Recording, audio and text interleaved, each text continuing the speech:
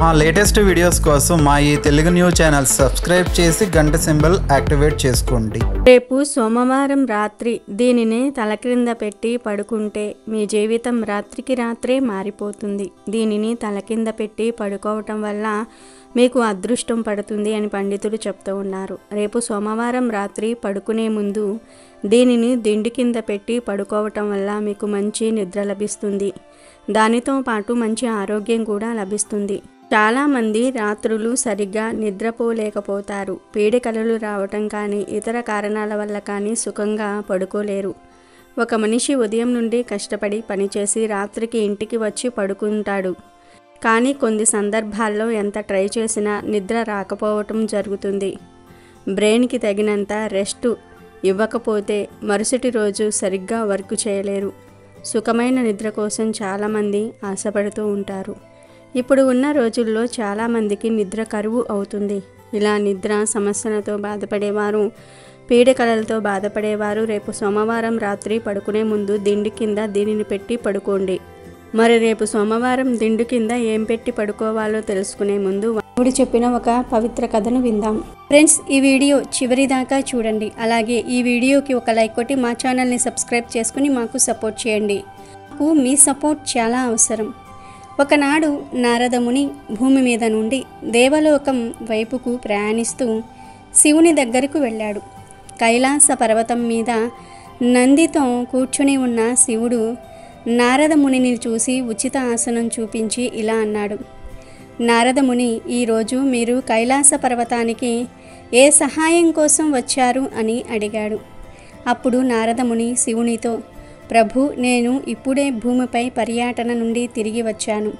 నేను భూమి మీద కొన్ని విచిత్ర సంఘటనలను చూశాను. భూమిపై ఉన్న చాలామంది తల్లిదండ్రుల పిల్లలు వారి వృద్ధాప్యంలో వారి మాట వినటం లేదు. వారిని సరిగ్గా చూసుకోవటం లేదు. వారి దగ్గర ఉన్న ధనాన్ని, ఆస్తిని అంతా లాగేసుకుని వారిని ఇంటి నుండి బయటకు తోసేస్తూ ఉన్నారు. లేదా వృద్ధాశ్రమాలలో, అనాథ ఆశ్రమాలలో వదిలేస్తూ ఉన్నారు. తల్లిదండ్రులను ఆదుకోవటం లేదు. కాబట్టి ఓ ప్రభు, ఎలాంటి పిల్లలు వృద్ధాప్యంలో తమ తల్లిదండ్రులను బాధ పెడతారో వివరించండి అని శివుణ్ణి కోరతాడు. అప్పుడు శివుడు ఇలా అంటాడు. ఓ నారద, ఈరోజు నేను నీకు చాలా పవిత్రమైన కథను చెప్తాను. ఇది విన్న తర్వాత నీ ప్రశ్నకు సమాధానం లభిస్తుంది.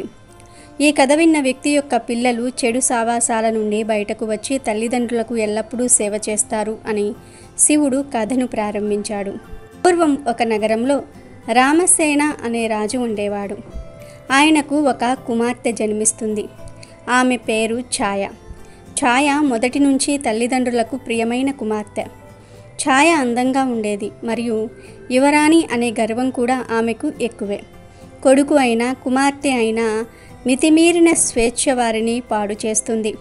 వారిని చెడగొట్టడంలో వారి తల్లిదండ్రులే అతిపెద్ద సహకారం అందించిన వారు అవుతారు. పిల్లలు ఇష్టానుసారంగా వ్యవహరిస్తే తల్లిదండ్రులు వారికి మద్దతు ఇవ్వకుండా వారి తప్పును అర్థం చేసుకుని సరిదిద్దాలి. చిన్నప్పటి నుంచి ఇలా చేయకపోతే వారు మీ మాట వినరు. కొన్నాళ్లకు ఛాయకు వివాహ వయసు వస్తుంది. రాజు రామసేన తన కుమార్తెకు వివాహం చేయాలి అనుకుంటాడు. కానీ ఆమె దుష్ట స్వభావం కారణంగా ఎన్ని సంబంధాలు వచ్చినా ఆమె వెనక్కు పంపేది. రాజు తన కుమార్తె యొక్క చేష్టలకు చాలా కలత చెందుతూ ఉంటాడు. ఒకసారి రాజు స్వయంవరం ఏర్పాటు చేస్తాడు. ఆ స్వయంవరానికి యువరాణి ఛాయ కోసం రాజులు, మహారాజులు అనేక ప్రాంతాల నుంచి వచ్చి వారి వారి స్థానాలలో కూర్చున్నారు. మరోవైపు యువరాణి ఛాయ ఆమె స్నేహితురాళ్లతో కలిసి గర్వంగా అక్కడికి వచ్చింది. వెంటనే తను చేదు మాటలతో వచ్చిన మహారాజులను అవమానించటం ప్రారంభించింది. ముందు ఆమె లావుగా ఉన్న యువరాజును చూసి స్నేహితులతో, స్నేహితులారా, ఈ పెద్ద మనిషి తన శరీరాన్ని ఎలా ఇష్టపడుతున్నాడో చూడండి అని ఎగతాళిగా అంటుంది. అతని శరీరాన్ని చూసి నవ్వుతూనే ఉంటుంది. తర్వాత ఎత్తుగా ఉన్న రాజును చూసి, స్నేహితులారా, ఈ యువరాజు ఒక కూడలిలో స్తంభంలా ఉన్నాడు అని వెక్కిరిస్తుంది. మరలా ఒక పెద్ద గడ్డంతో ఉన్న రాజును చూసి యువరాణి బిగ్గరగా నవ్వుతూ, స్నేహితులారా, మా నాన్నగారు ఉన్నారే, పొడవాటి గడ్డం ఉన్న మేకలను కూడా స్వయంవరానికి ఆహ్వానించారు అని నవ్వుతుంది. కానీ గడ్డం ఉన్న యువరాజు యువరాణిని ఇష్టపడతాడు. కాబట్టి యువరాణి ఎగతాళి చేసినా కూడా ఏమాత్రం బాధపడడు. యువరాణి ఒకరి తర్వాత ఒకరిని అవమానపరుస్తూ తండ్రి రామసేనును అసంతృప్తికి గురి చేస్తుంది. ఈ అమ్మాయి మన దర్బారుకు వచ్చిన అతిథులు అందరినీ అవమానపరిచింది అని అనుకోవటం మొదలుపెట్టాడు. అప్పుడు రాజు స్వయంవరానికి వచ్చిన రాకుమారులతో నా కుమార్తె తరపున నేను మీ అందరికీ క్షమాపణలు చెప్తూ ఉన్నాను. కానీ ఇప్పుడు నేను ఈ అమ్మాయిని రాకుమారుడితో కాకుండా ప్రతిరోజు భిక్షాటన చేసి జీవనోపాధిని పొందే ఒక బిచ్చగాడికి ఇచ్చి వివాహం చేస్తాను అని అందరి ముందు ప్రకటించాడు. స్వయంవరానికి వచ్చిన యువరాజులు అందరూ రాజును అలాగే చేయమని, అప్పుడే రాకుమారికి బుద్ధి వస్తుందని చెప్పటం ప్రారంభించారు. తన తండ్రి మాటలు విన్న యువరాణి చింతిస్తుంది. తర్వాత రాజు తన ఆస్థానం నుండి బయలుదేరుతూ ఉండగా ఎవరో బిచ్చగాడి కీర్తన వినిపిస్తుంది. బిచ్చగాడి గొంతుని విని రాజు తన సేవకుడిని పంపి ఆ బిచ్చగాడిని ఆస్థానానికి ఆహ్వానిస్తాడు. ఆ బిచ్చగాడు చాలా దయనీయమైన స్థితిలో ఉంటాడు. అతను పాత చిరిగిన బట్టలతో ఉంటాడు. అతనికి ఒక పొడవైన గడ్డం కూడా ఉంటుంది.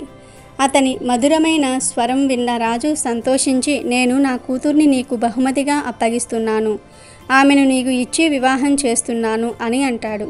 ఈ రోజు నుండి ఆమె నీ భార్య, ఆమెను మీతో పాటు తీసుకువెళ్ళండి, మీతో పాటే భోజనం పెట్టండి అని రాజు బిచ్చగాడితో అంటాడు. తండ్రి తీసుకున్న నిర్ణయానికి ఛాయ చాలా బాధపడుతుంది. తర్వాత రాజు కుమార్తెతో, తల్లి, ఈ బిచ్చగాడు నీకు భర్త, ఇక నుంచి నీవు నీ జీవితాన్ని ఈ బిచ్చగాడితో గడపవలసి ఉంటుంది. కాదని అతనిని విడిచిపెట్టినట్లయితే నీకు మరణశిక్ష పడుతుంది అని ఆజ్ఞాపిస్తాడు. తండ్రి ఆజ్ఞానుసారం ఛాయ బిచ్చగాడితో వెళ్తుంది. బిచ్చగాడు ఆమెను ఒక అడవికి తీసుకువెళ్తాడు. బిచ్చగాడికి అడవిలో ఒక గుడిసె ఉంటుంది. వెళ్ళిన వెంటనే ఒక మామిడి చెట్టును గుడిసె దగ్గర నాటుతాడు బిచ్చగాడు. యువరాణి గుడిసె పక్కన ఒక పెద్ద అందమైన పొలాన్ని చూస్తుంది. ఇది ఎవరి పొలం అని బిచ్చగాడిని అడుగుతుంది. అప్పుడు బిచ్చగాడు, ఓ యువరాణి, ఈ పొలం ఒక గడ్డం ఉన్న యువరాజుది అని నేను విన్నాను. మీరు స్వయంవరంలో ఆ యువరాజునే గడ్డం ఉన్న మేక అని వెక్కిరించారు. కానీ మీ దురదృష్టం, అదే పొడవాటి గడ్డంతో ఉన్న నేను నీకు భర్తను అయ్యాను. ఆ గడ్డం ఉన్న యువరాజును పెళ్లాడితే ఈ పొలానికి మీరే యజమాని అయ్యేవారు. కానీ ఇప్పుడు పశ్చాత్తాపడి ప్రయోజనం లేదు. ఇక నుంచి మీరు ఈ బిచ్చగాడితో జీవితం గడపాల్సిందే అని అన్నాడు. తరువాత ఛాయ గుడిసె నుండి కొంత దూరం నడిచి వెళ్తుంది. అక్కడ అందమైన పూలు, పండ్లతో కూడిన ఒక తోటను చూస్తుంది. ఈ తోటలో కాసేపు విశ్రాంతి తీసుకుందాం, చాలా అందంగా ఉంది అని యువరాణి బిచ్చగాడితో అంటుంది. ఈ తోట కూడా మీరు అవమానించిన అదే గడ్డం మేకకు చెందినదే. త్వరగా విశ్రాంతి తీసుకొని ఇక్కడి నుంచి వెళ్ళిపోవాలి, లేదా అదే గడ్డం ఉన్న యువరాజు మిమ్మల్ని అవమానించి తరుముతాడు. మీరు అతనిని పెళ్లాడితే ఈ తోట కూడా మీదే అయి ఉండేది.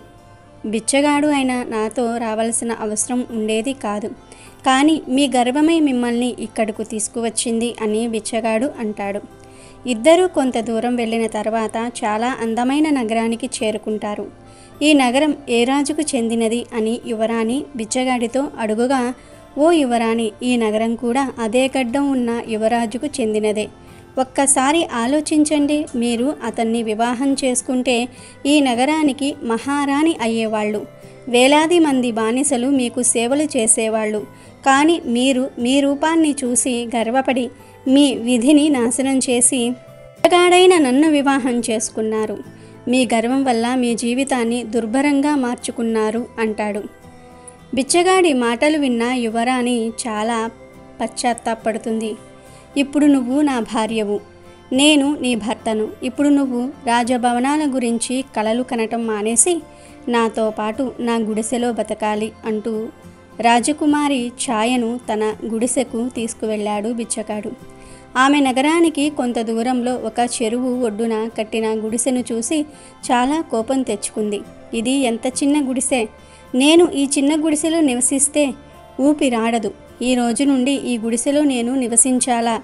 కానీ నా సేవకులు ఎవ్వరూ కనిపించటం లేదు అని రాజకుమారి అంటుంది. అప్పుడు బిచ్చగాడు, నేను బిచ్చగాడిని, నాకు సేవకులు ఎందుకు ఉంటారు? మీరే ఈ గుడిసెలో పనులన్నీ చేయాలి. ముందు గుడిసెను శుభ్రం చేసి నాకు భోజనం వండి పెట్టండి. చాలా ఆకలిగా ఉంది, నడుస్తూ అలసిపోయాను అని బిచ్చగాడు యువరాణి ఛాయతో అంటాడు. కానీ ఛాయకు భోజనం వండటం రాదు. అందుకే బిచ్చగాడు యువరాణి ఛాయ ఇద్దరూ కలిసి ఆహారం తయారు చేస్తారు. ఆహారం తిన్న తర్వాత వారు నిద్రిస్తారు. మరుసటి రోజు బిచ్చగాడు యువరాణిని లేపి ఇంటి పనులన్నీ కూడా చేయమని చెప్పి, జీవనోపాధికి ఏదైనా పని చేయాలని నేను మామిడికాయలను కోసి బుట్టలో వేస్తాను, యువరాణి బజారుకు తీసుకుని వెళ్ళి మామిడికాయలను అమ్మాలి అని అంటాడు. అప్పుడు యువరాణి, నేను మామిడికాయలు అమ్మటం చూస్తే నన్ను ఎవరైనా గుర్తిస్తారు, అప్పుడు నన్ను ఎగతాళి చేస్తారు, నేను దానికి సిగ్గుపడాల్సి వస్తుంది, కనుక నేను అమ్మడానికి వెళ్ళలేను అని చెప్తుంది. దానికి బిచ్చగాడు, మీరు ఎందుకు సిగ్గుపడాలి? ఇప్పుడు మీరు యువరాణి కాదు, నువ్వు బిచ్చగాడి భార్యవు. ఇప్పుడు మీరు అవమానం గురించి ఆలోచిస్తే ఆకలితో ఉండవలసి వస్తుంది అని అంటాడు. ఇక చేసేది లేక యువరాణి బజారులో రోడ్డు మధ్యలో కూర్చొని మామిడి పండ్లను అమ్మటం ప్రారంభిస్తుంది. అప్పుడు మంత్రి అక్కడకు వచ్చి ఆమెను తన్ని మామిడి పండ్లను విసిరివేస్తాడు. యువరాణి తన విధికి కన్నీళ్లు పెట్టుకుంటుంది. జరిగిన విషయం బిచ్చగాడికి చెప్తుంది. అప్పుడు బిచ్చగాడు, మీకు వేరే పని అప్పగిస్తాను అని, రేపటి నుండి మీ పనికి ఏర్పాట్లు చేస్తాను అని చెప్పాడు. మరునాడు బిచ్చగాడు రాణితో, రాజుగారి అధికారి వంటగదికి వెళ్ళి అక్కడ వంటవాడితో కలిసి ఆహారం వండాలి. అక్కడ నుండి మనకు తినడానికి మంచి ఆహారం కూడా వస్తుంది, కనుక నువ్వు ఆ పనికి వెళ్ళు అని చెప్తాడు. ఈ విధంగా అహంకారి అయిన యువరాణి వంటవారితో కలిసి పనిచేయటం ప్రారంభించి రాత్రికి మిగిలిన ఆహారాన్ని తన ఇంటికి తీసుకువచ్చింది. వారిద్దరి జీవితం ఇప్పుడు భిన్నంగా ఉంది. ఆ రోజు ప్రశాంతంగా గడిచిపోయింది. తర్వాత ఒకరోజు ఛాయ కిటికీలో నుంచి చూస్తూ ఉండగా రాజభవనం నుంచి పెద్ద పెద్ద అతిథులు ఆమెకు స్వాగతం పలకడానికి వస్తూ ఉంటారు. ఆమె బయటకు వచ్చినప్పుడు ఒక రాజవేషధారణలో ఉన్న వ్యక్తి ఆమెను తీసుకువెళ్తాడు. రాజకుమారి ఆయన ముఖంలోనికి చూసేసరికి భయంతో వణికిపోతుంది. ఎందుకంటే ఆయన గడ్డంతో ఉన్న మేక అని అవమానించిన రాజు. తర్వాత ఆయన రాణి చేతిని పట్టుకుని అతిథులందరూ కూర్చుని ఉన్న రాజభవనానికి తీసుకువెళ్తాడు. అక్కడున్న వైభవాన్ని చూసి యువరాణి కాళ్ళు చేతులు వణికిపోతాయి. అప్పుడు గడ్డం ఉన్న యువరాజు రాజకుమారితో, రాజకుమారి భయపడకు, నీతో పాటు గుడిసెలో నివసించిన నీ బిచ్చగాడు భర్తను నేనే. నేను మిమ్మల్ని ఇష్టపడుతున్నాను. మీ తండ్రి వాగ్దానాన్ని దృష్టిలో ఉంచుకుని నేను బిచ్చగాడిలా మారి మిమ్మల్ని వివాహం చేసుకున్నాను. ఇప్పుడు మీ గర్వం కూడా నశించింది. ఇక్కడకు చాలామంది అతిథులు వచ్చారు. ఇప్పుడు నేను నిన్ను గౌరవప్రదంగా వివాహం చేసుకుంటాను అని అంటాడు. అప్పుడు యువరానికి విషయం మొత్తం అర్థమవుతుంది. అందరూ యువరాణిని ఆశీర్వదిస్తారు. ఆమె తన అహంకారాన్ని పూర్తిగా వదిలేసింది. తర్వాత ఆమె ఆ గడ్డం రాజును పెళ్లి చేసుకుని సంతోషంగా జీవించింది. కాబట్టి నారద, ఈ విధంగా ఎవరి పిల్లలు వారి కోరిక ప్రకారం చేస్తారో వాళ్ళు వారి తల్లిదండ్రులను అవమానిస్తారు మరియు వాళ్ళ మాట వినరు. అలాంటి పిల్లలు ఎప్పుడూ కష్టాలతోనే ఉంటారు. అంతేకాదు, అలాంటి పిల్లలు వృద్ధాప్యంలో తమ తల్లిదండ్రులను లెక్క చేయరు. తల్లిదండ్రులను వదిలేసే అవకాశం కూడా ఉంది. కనుక పిల్లలను అతిగారాబం చేయకూడదు. ఆరాబం చేయవచ్చు, కానీ అది మితిమీరకూడదు అని చెప్పాడు. ఇక వీడియోలోకి వస్తే, రేపు సోమవారం ఉదయం మీరు పూజ చేసేటప్పుడు ఒక మంచి తమలపాకును తీసుకోండి. దానిని గంగాజలంలో లేదా తులసి నీటిలో నానబెట్టాలి. ఒక గ్లాసులో లేదా చెంబులో కొన్ని నీళ్లు పోసి ఆ నీటిలో 5 చుక్కల గంగాజలం కానీ తులసి ఆకులు కానీ వేసి అందులో తమలపాకును వేయండి. ఇప్పుడు ఆ గ్లాసును శివుడు పటం ముందు పెట్టి నమస్కారం చేసుకోండి. ఇక రాత్రి మీరు నిద్రించే ముందు పూజ గదిలో పెట్టిన తమలపాకును తీసుకుని ఒక రెడ్ క్లాత్లో చుట్టి దిండి కింద పెట్టుకొని పడుకోవాలి. ఈ పరిహారం చేసే రోజున మాంసాహారం తినకూడదు. అలాగే రాత్రిపూట ఖచ్చితంగా స్నానం చేసి తమలపాకును తీసి దిండి కింద పెట్టుకొని పడుకోవాలి.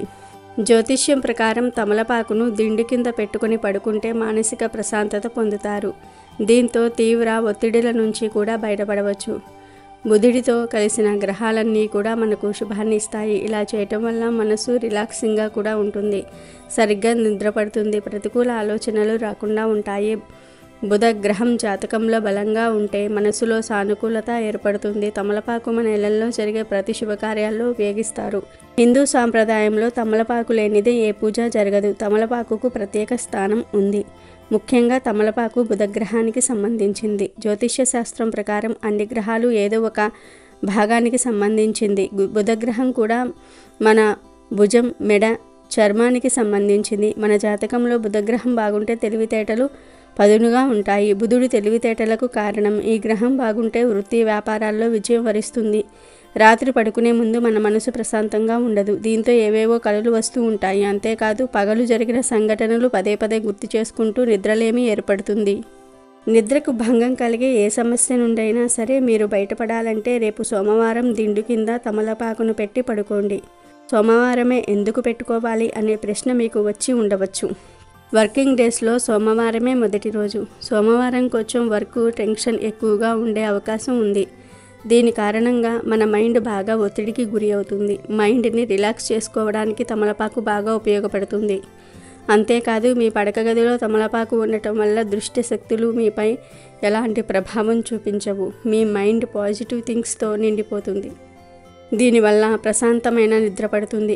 మనం ఎంత ఎక్కువసేపు నిద్రపోతే మన మైండ్కు అంత రెస్ట్ దొరుకుతుంది. అలా అని చెప్పి వర్క్ మానేసి పడుకోమని చెప్పటం లేదు. రాత్రి వీలైనంత తొందరగా నిద్రించండి. ఇక దిండు కింద పెట్టిన తమలపాకును వారం రోజుల తర్వాత కానీ మరుసటి రోజున కానీ తీసి బయటపడేయండి. ఏదైనా పారే నీటిలో పడవేయండి. పారే నీరు మీకు సమీపంలో లేకపోతే ఏదైనా పచ్చని చెట్ల దగ్గర ఎవరూ తొక్కని ప్రదేశంలో ఈ ఆకును పడవేయండి.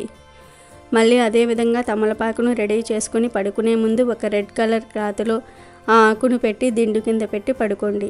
మరొక విషయం ఏమిటి అంటే మీరు ఎప్పుడైతే ఆకును పాడేస్తారో అప్పుడు ఆకును పెట్టిన రెడ్ క్లాత్ను చక్కగా ఉతికి పక్కకు పెట్టుకోండి.